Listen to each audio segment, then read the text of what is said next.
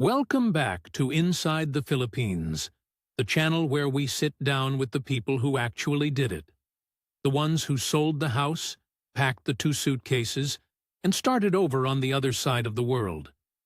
If you're new here, do us a favor. Tell us in the comments where you're watching from tonight. We've got people listening from Ohio and Osaka and everywhere between, and it always amazes us. Hit that like button. Subscribe if these stories mean something to you. And if you've ever hired help in a country that wasn't your own, stick around, because tonight's story is going to hit close to home. Tonight, we're talking to a man named Roy. He's 51 years old, from Tampa, Florida, and for about 30 years he ran a small bookkeeping practice out of a strip mall between a nail salon and a sandwich shop. Roy is, by his own admission, the kind of man who reads the itemized receipt. Every line. He tracks every dollar that moves through his life, and he'll tell you that habit saved him more than once and cost him something too. Roy came to the Philippines carrying a grief most of us can't imagine, and he came needing something very practical. He needed help keeping a house he didn't know how to keep alone. What he found was a woman named Marilu, and a whole education in what it actually costs, in pesos, in law, and in the parts of yourself you don't put on a ledger, to bring another person into your home and your life. This one isn't a scam story. It's not a tale of a man losing everything. It's quieter than that, and honestly, we think it's more useful. It's about the real price of help, the red flags that were real, and the ones that were only in his head, and what a careful man learned when careful wasn't enough. Here's Roy's story, in his own words.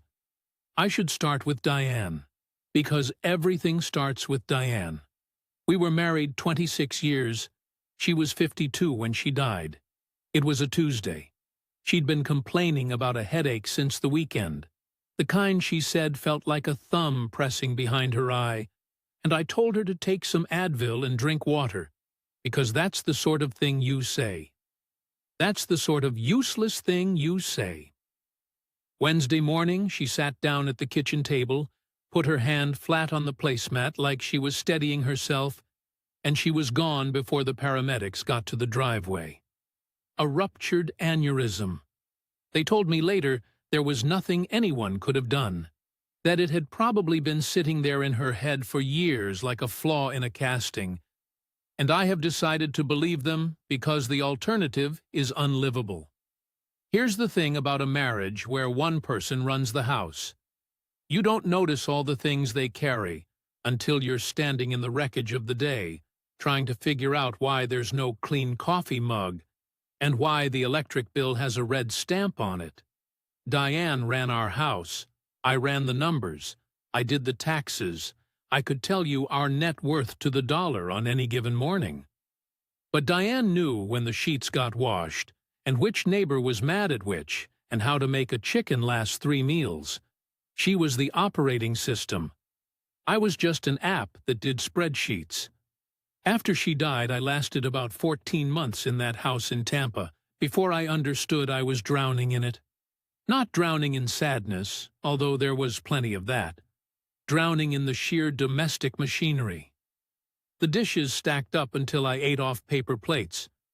I found a load of her laundry still in the washer, gone sour, 3 weeks after the funeral, and I sat down on the laundry room floor, and I couldn't get up for a while. I am not a helpless man. I paid my bills on time for 50 years, but I could not, would not, keep a house. Some part of me refused. Keeping a house was hers, and doing it myself felt like admitting she was really gone. So I did the math, because that's what I do. I had the house, which sold for more than I expected. I had savings, all in, call it $150,000, plus my Social Security waiting for me down the road.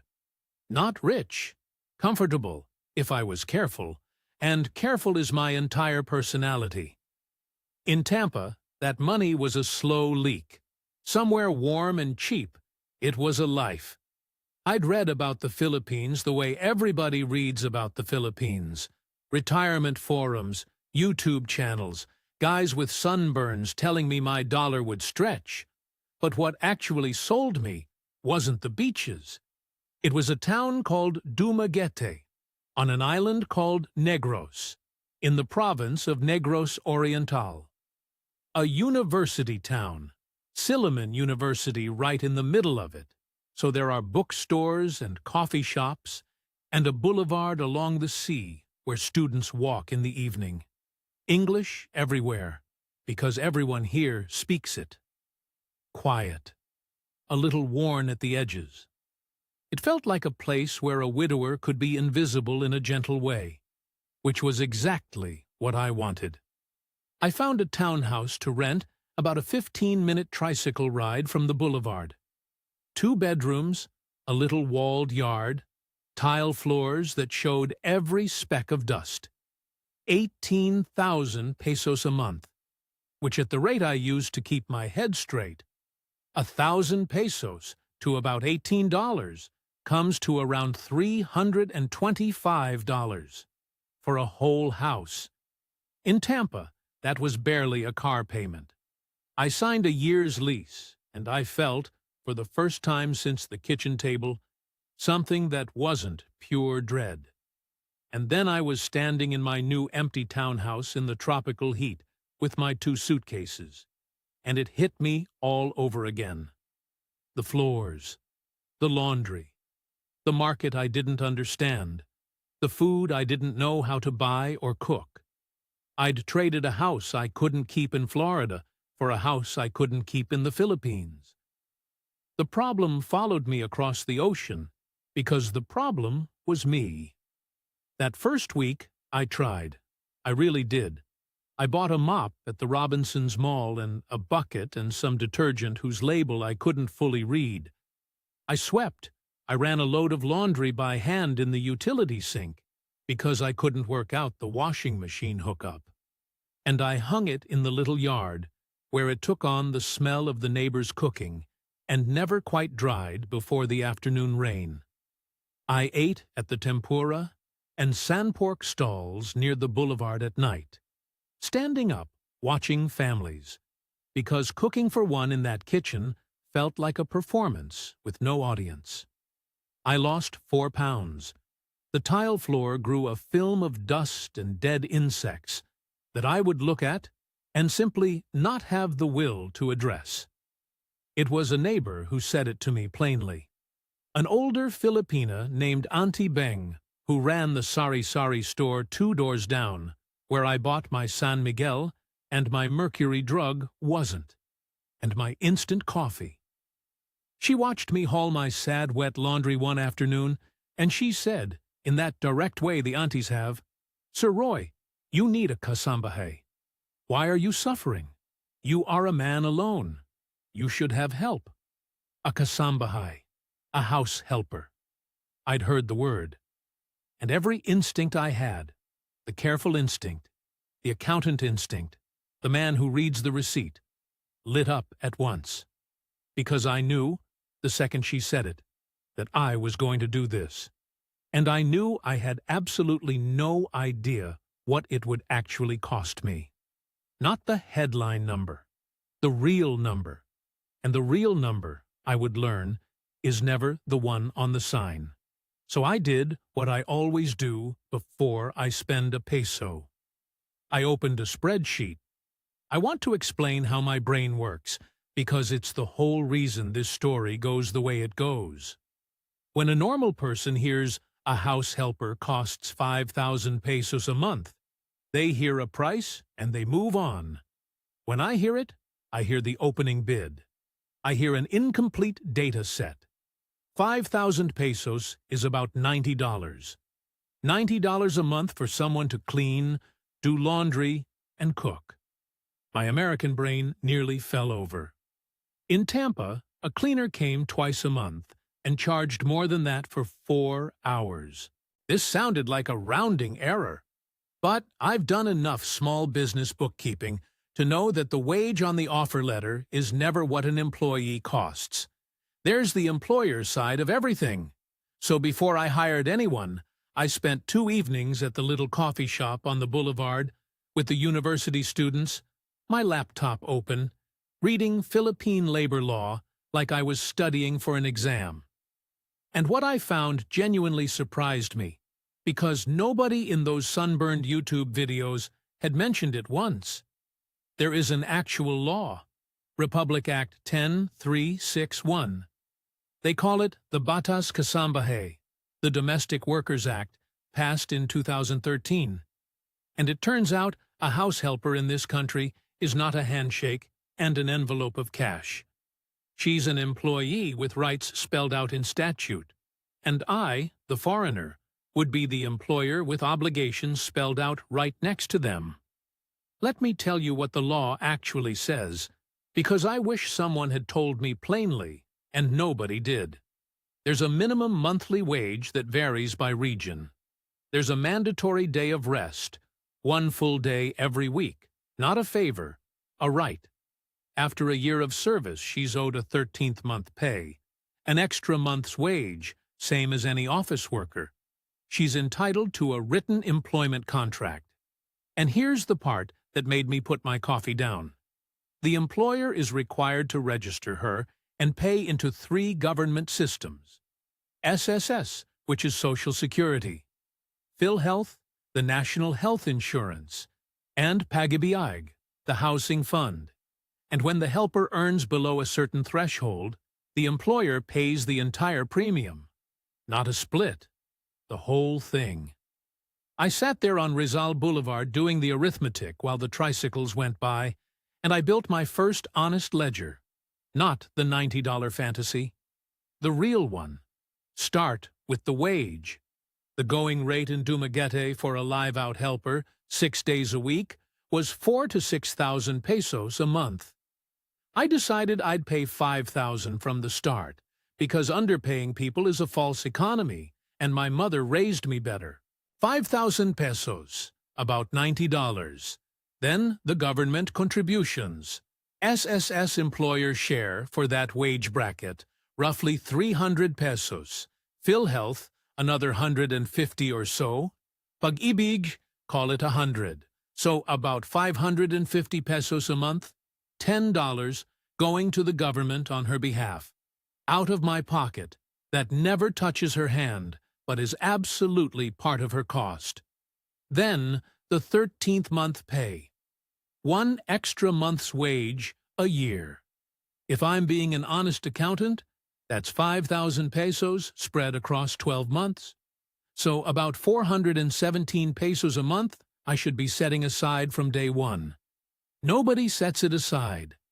Then December comes, and they're shocked. I set it aside.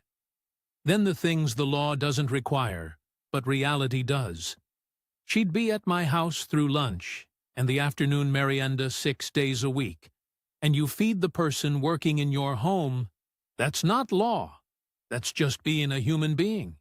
Rice, a viand, coffee, some pandesal. Realistically, 1,300 pesos a month, $23 in extra food. And her phone. Everything here runs on prepaid phone load, and a helper who can't be reached is a problem. So a couple hundred pesos of load a month became mine, too. I added it all up on the boulevard. 5,000 wage, 550 in contributions, 400 set aside for the 13th month, 1,300 in food, 200 in load. Roughly 7,450 pesos a month. About $135. The $90 helper was, before she'd swept a single floor, a $135 helper. 50% over the sticker. And I hadn't even met her yet. Auntie Beng introduced me to Marilu. She was around 40, small, with a quick, practical way of moving, and a laugh that came out of nowhere and disappeared just as fast. She'd worked for a Silliman professor's family for years, until they moved to Manila, so she had references, and I called them, because of course I did. They said she was honest and hard-working, and that the children cried when she left. That last part got me more than I expected. I interviewed her at my kitchen table like it was a loan application, because I don't know how else to do things. I asked about her schedule, her experience, whether she could cook Filipino, and could learn to make the few American things I missed. And then I did the thing that I think surprised her. I told her about the law. I told her I intended to register her with SSS and PhilHealth and Pag-ibig, that she'd get a written contract and her Sundays off and her 13th month. She looked at me like I'd said something in a language she didn't quite trust. She told me later that in all her years of service, no employer had ever done the government registration. Not one. They all promised. None did. I was the strange American who actually wanted to. We agreed on 5,000 pesos a month, live out, 6 days a week, Sundays off. She lived across town in a neighborhood called Luke with her 2 kids, and, when he was around, a husband who did construction work over in Cebu and sent money when there was money to send, which lately there hadn't been. I didn't know all that yet. On day 1, all I knew was that she started Monday, and that on Sunday night, for the first time in 14 months, I went to sleep in a house that was going to be handled by someone who knew how. Monday, she arrived at 7 with her own apron in a plastic bag. By noon, my house was a different house. I mean that literally.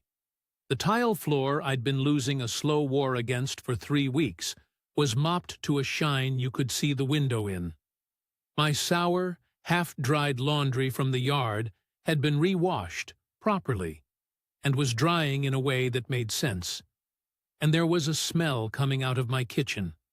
Garlic, ginger, something braising.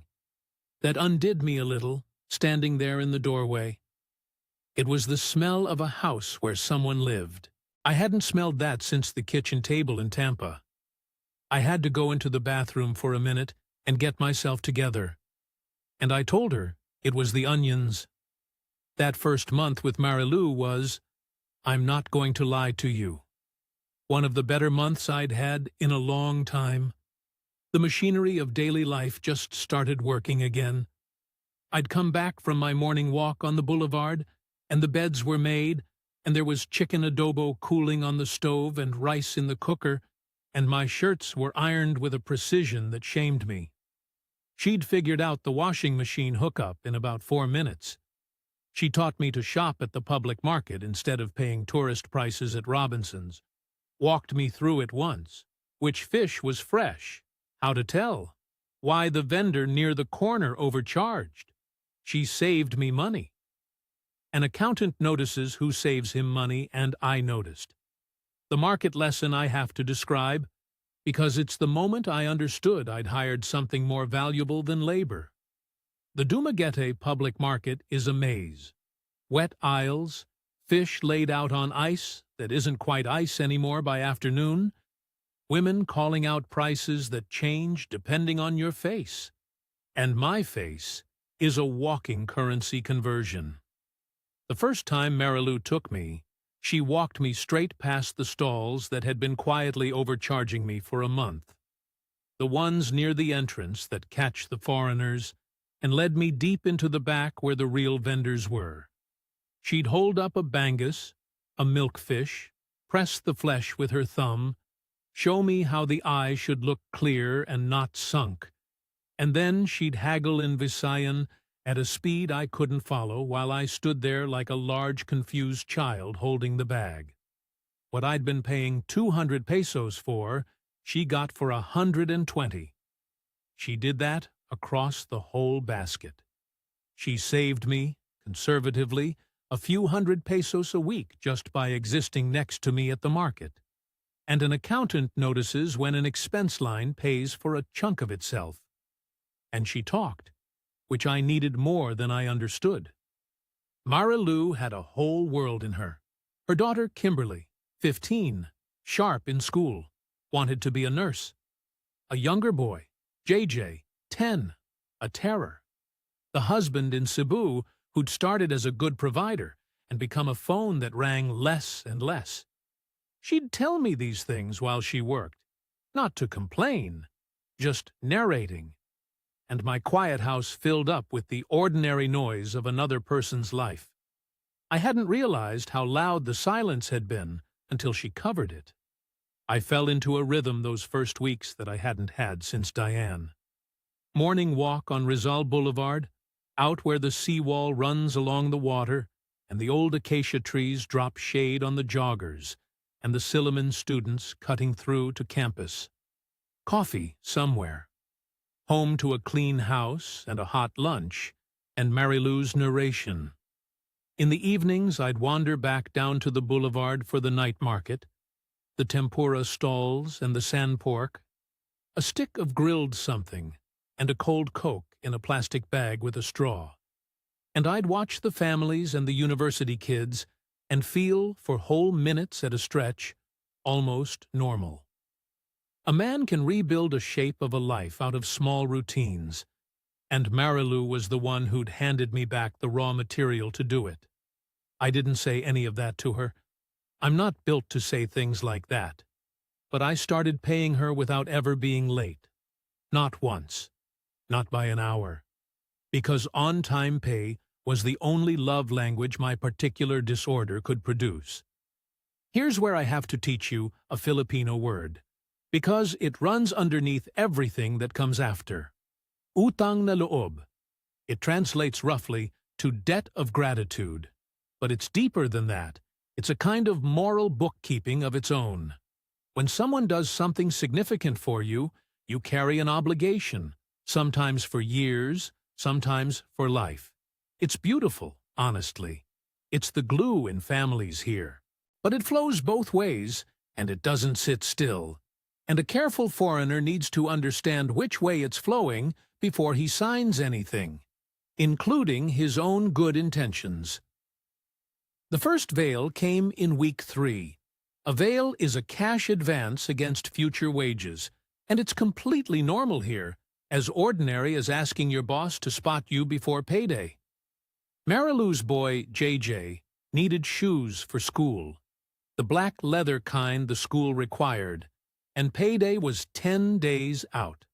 She asked, embarrassed, looking at the floor, whether she could get 500 pesos early. $9. Now, a normal warm-hearted person just hands over the $9. And I did hand it over. But I'm not a normal warm-hearted person. I'm a bookkeeper. So I also did the thing that is either my best quality or my worst, depending on the day. I wrote it down. I got a little notebook, a real one, and I made a page with her name on it. And I wrote the date and the word vale, 500 pesos for shoes, and I showed it to her so it was all above board, and I said we'd take it off the end-of-month pay. She seemed relieved by the notebook, actually. It made it a transaction instead of a shame. That notebook is going to matter. Keep it in mind. Because here's the first small thing that didn't sit right. And I want to be honest that at the time it was nothing. Just a number that wouldn't reconcile. I buy rice in a 25-kilo sack. The way everyone does here, it's cheaper.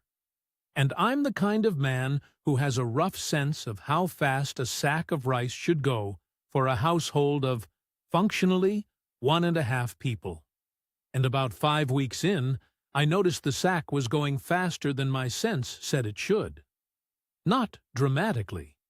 But the level in that sack was dropping quicker than one man, and the occasional shared lunch could account for. I didn't say anything. I told myself I was miscounting, that I'd underestimated how much rice a working woman eats at lunch, that my American portion instincts were wrong for this country. All of that was plausible. All of that might even have been true. But the number was in my head now, filed away.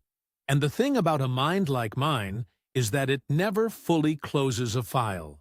It just moves it to the back and waits for more data. I want to be fair to myself and to her here, at this point in the story, because it's the last moment things were simple. Marilou was good at her job.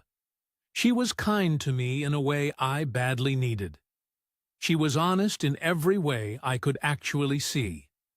And I had already started, quietly, in the back room of my own head, keeping a second set of books on her. The clean ledger and the suspicious one. And I hadn't decided yet which one was real. The cousin arrived in the second month. Her name was Girlie, 19. Mary Lou's cousin from the province out past Bekong. And she came the way family comes here, which is to say suddenly and as a fact rather than a request. Mary Lou explained it while she ironed. Girlie needed to be in town. There was some situation at home. And could she just help with the laundry and the heavy cleaning a few days a week? No need to pay her. Mary Lou would share her own food with her. It was nothing, sir. Don't worry. Except, of course, it was not nothing.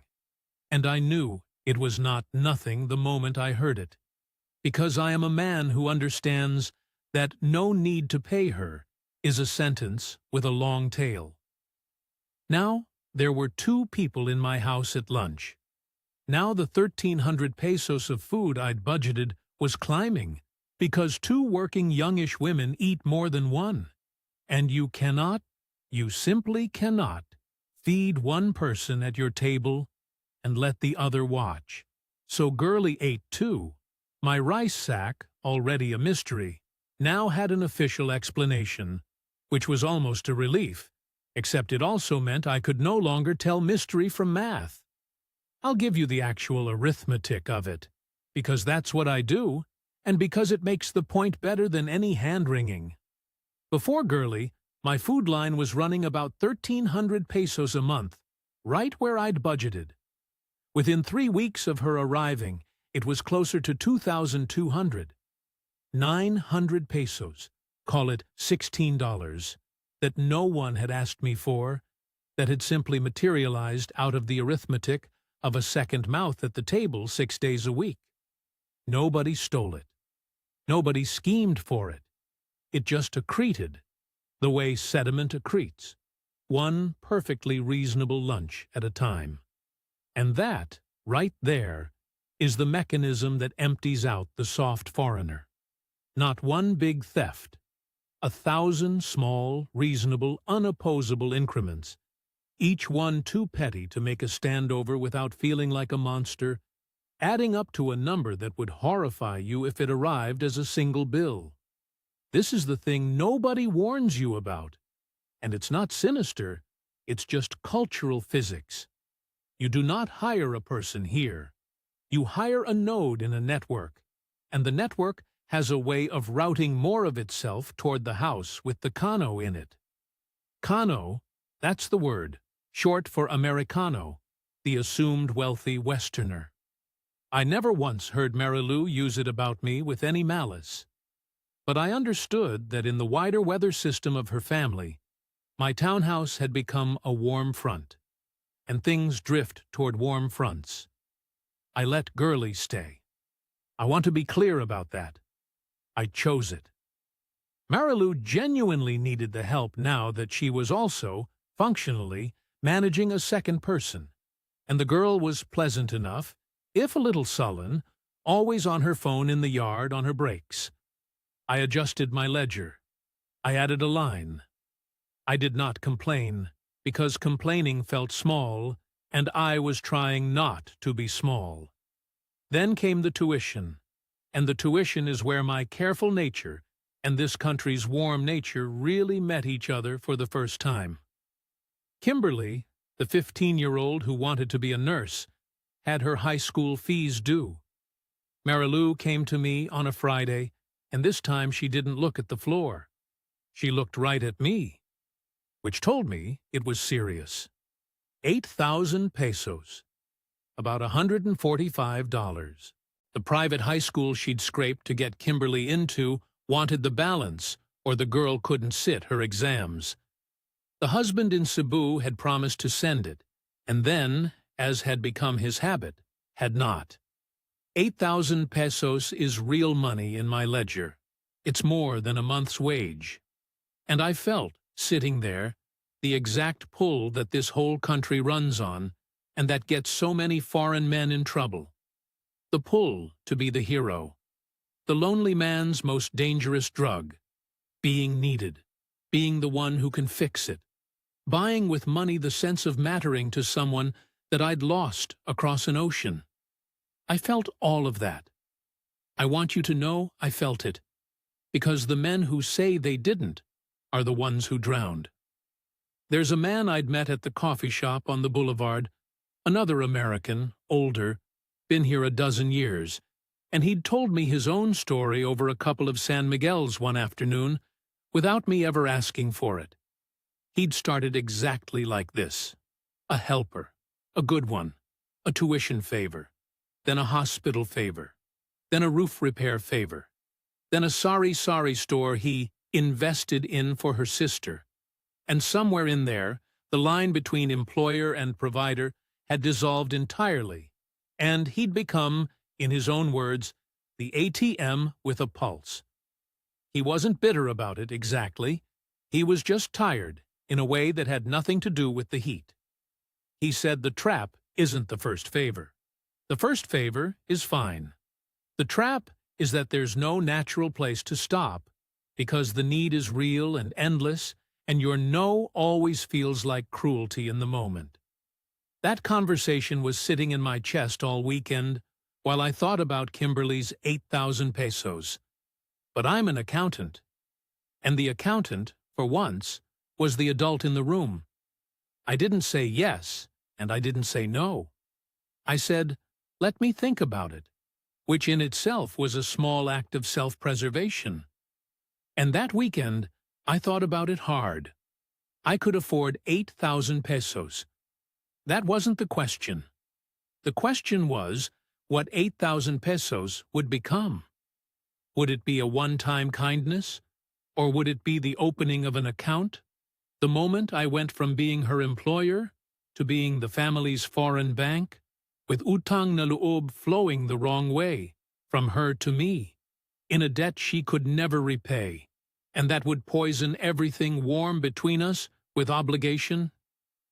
Monday I gave her my answer, and it was the accountant's answer, and I still think it was the right one. I said I would not give her 8,000 pesos. I would lend it to her. We'd put it in the notebook, the same notebook as the shoe money. We'd write real terms. 500 pesos a month off her wage until it was cleared. No interest. I'm not a monster. A document. A signature. Both of ours. I made it a loan, on paper, like a bank, because paper is how you keep a kindness from curdling into resentment. She agreed. She was grateful, and she was also, I could tell, a little wounded that I'd made it formal instead of just being the generous Kano. And I understood that wound. But I'd watched too many men on the expat forums become human ATMs out of loneliness.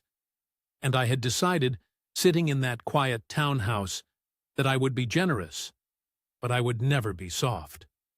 Those are different things. Soft gets you eaten here, and not always by bad people, sometimes just by need. So now my notebook had 2 entries and a repayment schedule, and my house had 2 helpers, and my food line was climbing, and my rice sack was still, quietly, dropping faster than the math said it should. And I told myself the ledger was under control. I told myself I had it handled, that I'd been disciplined, that I was the rare foreigner doing this properly, with contracts and contributions and clear terms. I believed that right up until the Thursday. I opened the drawer in my bedroom and counted the emergency cash and came up 500 pesos short. I keep emergency cash in a drawer. Everyone here does, because the power goes out and the card machines die, and there are days the whole town runs on paper money. I keep mine in a wooden box in the bottom drawer of the bedroom dresser, and because I am who I am, I know how much is in it. Not roughly. Exactly. I'd counted it Sunday. 12,500 pesos. in a mix of thousands and 500s. I remember, because I remember numbers the way other people remember songs. Thursday, I opened it to pull cash for the market, and I counted 12,000 even. 500 pesos gone. One note, I counted it again. Then, a third time, laying the bills out on the bed in stacks, my mouth gone dry. 12,000. Not 12,500. And I sat down on the edge of that bed with the money in my lap, and I felt something cold and familiar move through me, the exact feeling I used to get, finding a discrepancy in a client's books. Except this time it wasn't a client. It was my house, and there were only 3 people who came into my house. Me, Marilou, and Girlie. I want to walk you through what happened in my head over the next hour, because it's not flattering, and it's the truth. First, I did the innocent math. Had I spent it and forgotten? I don't forget cash. I'm the man who logs a $9 advance for a child's shoes. But I made myself consider it, and I couldn't place it, so I set it aside. Then the rice came back. The rice that had been dropping faster than the math for 2 months. And the sugar. I'd noticed the sugar too, hadn't I? The way it seemed to move. And now 500 pesos in cash. And a second set of books that I'd told myself was just my imagination suddenly had 3 entries and started to look less like paranoia and more like a pattern. Here's what a mind like mine does. And I've since learned to be ashamed of it, but I won't pretend it didn't happen. It builds the case. It's what I did for 30 years. I built cases out of numbers that didn't reconcile, and I was good at it. And now I turned that same machine on the woman who'd brought warmth back into my house, and I let it run. The rice, the sugar, the vele that came so readily, the cousin who appeared and ate and stared at her phone, the tuition, the money that flowed one direction. Motive, I thought. Opportunity. A pattern of escalating need. If I'd been auditing a stranger's books, I'd have flagged it in an hour. And so I did the coward's version of a confrontation, which is to say, I confronted no one, and I changed everything. I moved the cash box. I told myself it was just prudent. I started, casually, keeping the bedroom door shut. I bought a cheap padlock at the hardware store near the market for the cabinet where I kept the good rice and the coffee, and I told myself it was about ants. It was not about ants. And worst of all, I got cold. I'm not a warm man to begin with, but I have a temperature, and I dropped it.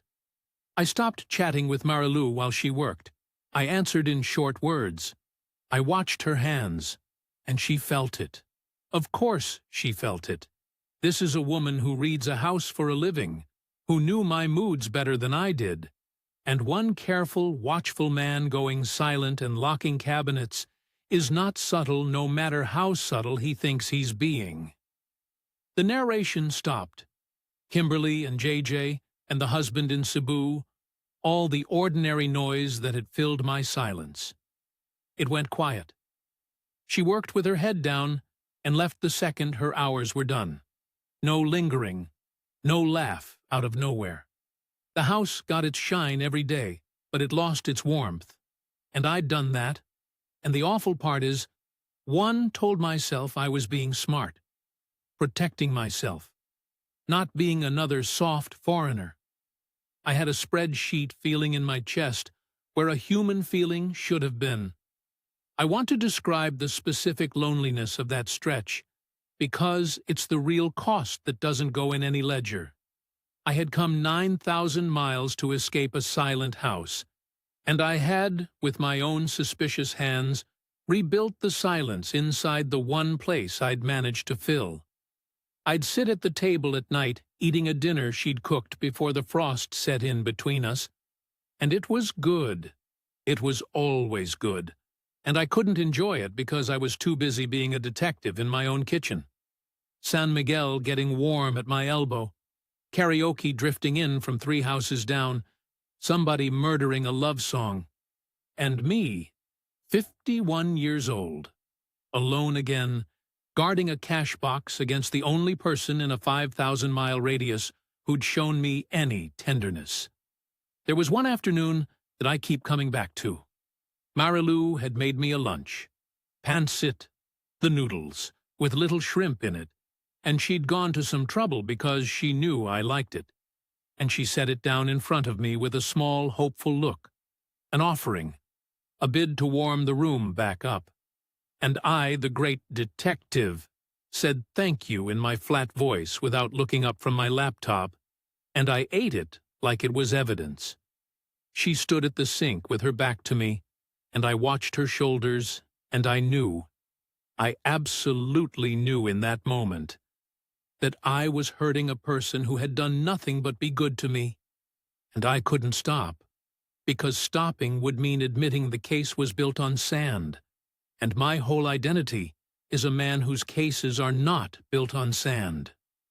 Pride is a stupid thing to guard a cash box with. 2 weeks of that. 2 weeks of the case building, and the house going cold, and me telling myself I'd know the truth if I just watched long enough. The rice kept dropping. I logged it. Now, God help me. I actually started weighing the sack on the little digital kitchen scale, making little marks in the notebook, gathering evidence like a lunatic. I'd catch my own reflection in the dark window doing it, and not recognize the man holding the scale. And every mark made me more certain and more miserable at once.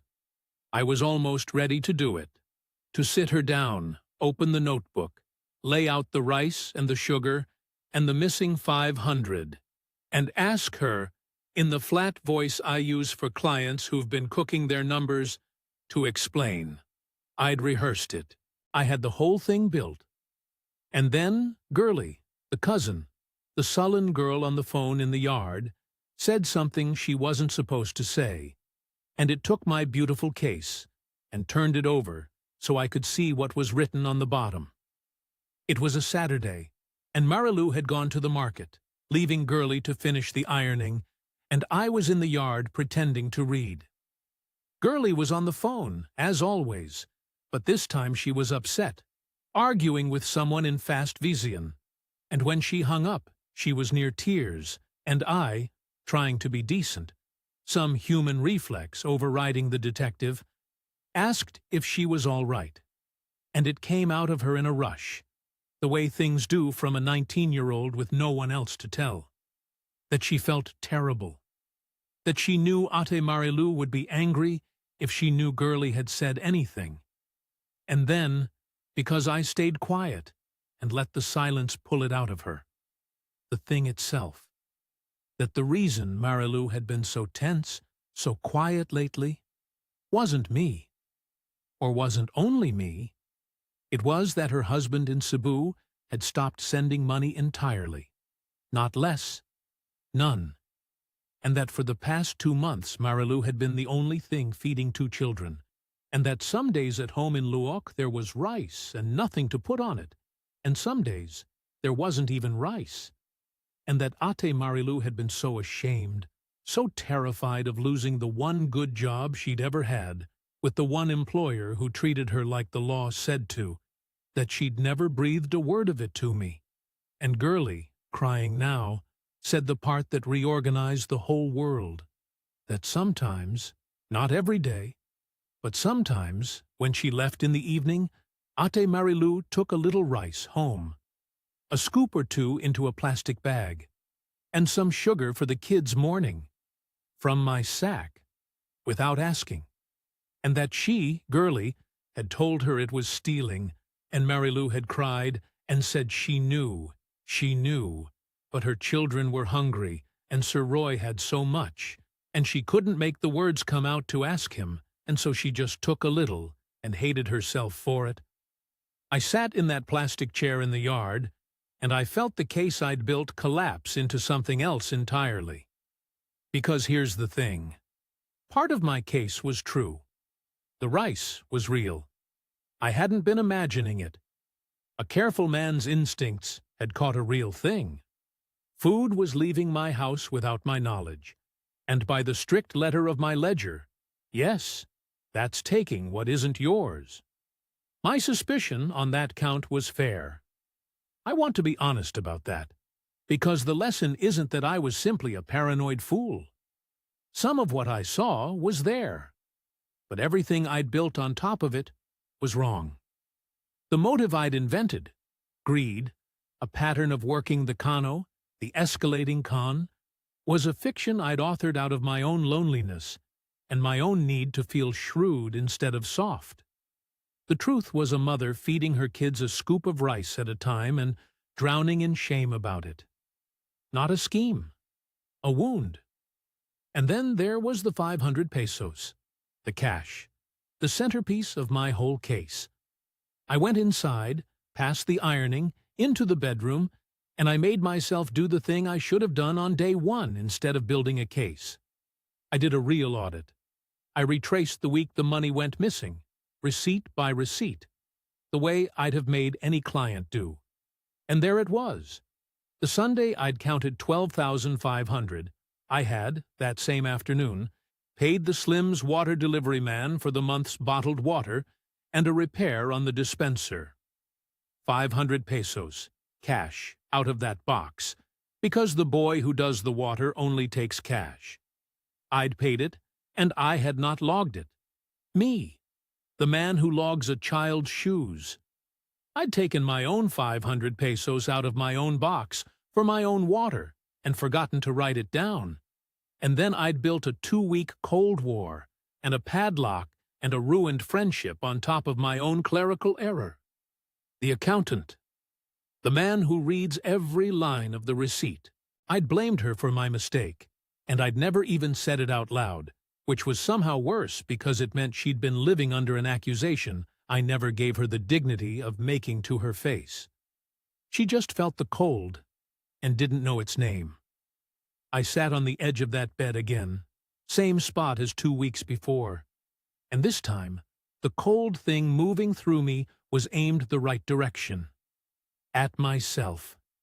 I didn't ambush her when she got back from the market. I'd done enough ambushing in my head. I waited until Girlie had gone home, and I made coffee, 2 cups, and I asked Marilu to sit at the kitchen table. The same table where I'd interviewed her like a loan. She sat down like a woman expecting to be fired, her hands folded, bracing, and it broke something in me to see it. I didn't lead with the rice. I led with the 500 pesos, because that was mine to fix first. I told her, plainly, the way you have to when you've been wrong, that a few weeks back I'd thought some money had gone missing from my room, that I'd suspected her, that I'd gone cold because of it, and that I'd been a fool, that the money had never been missing at all, that I'd spent it myself and failed to write it down, and that my silence and my locks and my short answers had all been built on my own error. I apologized. Not the smooth kind. The kind that costs you something to say out loud to a person you've wronged. She started to cry before I finished, and then, because I'd opened that door, the rest came out from her side. The husband. The nothing from Cebu. The hungry kids in Luke. And then, barely a whisper, the rice. She confessed it to me herself, before I said a word about it. The scoops of rice, the sugar, and she couldn't look at me. And she kept saying, "Sorry, sir, sorry," in a way that flayed me. And here's where I found out what kind of man 2 weeks of shame had made me. And it turned out to be, thank God, a slightly better one than the detective. Because I did not reach for the notebook. I did not itemize her rice against her wages. I looked at this woman who had been feeding her children a stolen scoop at a time while ironing my shirts and never letting it touch her work, who'd been more honest in her shame than I'd been in my suspicion, and I understood that I was in the presence of something that my ledger had no column for. I told her the rice didn't matter, that it had never been about the rice. I told her, and I meant it, it just arrived in me fully formed, that from now on, there would be a sack of rice that went home with her every week. Openly, part of her pay, no scoops, no shame, no plastic bags in the dark. That if her kids were hungry, she was to tell me that I would rather know than be protected from knowing. And I told her the thing that was hardest for the accountant in me to say, which was that a person is not a discrepancy to be resolved, that I'd treated her like a set of books, and she deserved to be treated like a person, and that the failure in this house had been mine. She laughed then, that laugh that comes out of nowhere, wet with tears, and she said, "Sir Roy, you talk like a lawyer, even when you say sorry." And that was the moment the frost broke. And here's a small thing that I only understood the weight of later. All that boring paperwork I'd insisted on at the start, the SSS registration, the PhilHealth, the contract nobody else had ever bothered to give her, it turned out not to be just my compulsion after all. A few months down the line, Kimberly got dengue, the bad kind, 3 nights in the hospital. And because I'd actually registered Marilou for PhilHealth like the law required, a chunk of that bill was covered that otherwise would have landed on someone, probably on me, as another guilt favor, another entry in the notebook. The dull, careful, box-ticking thing I did, because I can't help ticking boxes, had quietly become the thing that caught her family when they fell. I don't tell you that to make myself sound good. I tell you because the law here isn't red tape. It's a safety net the government built for exactly these people, and most employers step right over it, and it costs almost nothing to actually use it. $10 a month. That's the whole price of doing it right, and it paid for itself in a single hospital stay. So let me do the thing you all came for, the thing I do best. Let me give you the honest, itemized, all-in cost of hiring a maid in the Philippines from a man who tracked every peso of it. Not the fantasy, the real ledger.